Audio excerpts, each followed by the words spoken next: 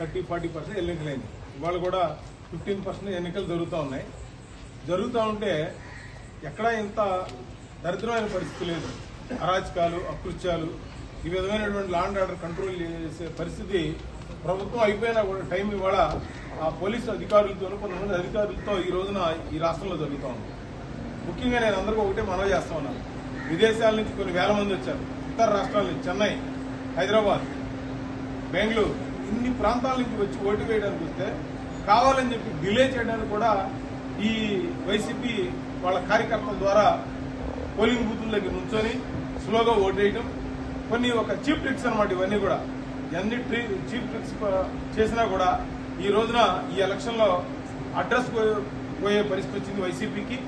అన్నిటికంటే సాయంత్రం 6 గంటల తర్వాత కూడా మరి ఇప్పుడే మేము ఎలక్షన్ కమిషన్ గారిని కలిస్తే చెప్పారు, 10 అయినా 11 అయినా 12 అయినా ఎక్స్ట్రా ఆఫీసర్లు పెట్టి చక్కగా మీకు పోలింగ్ అయిపోయేంత వరకు, ఓటు వినియోగించేంత వరకు కూడా అందరికీ అవకాశం ఇస్తామని చెప్పారు.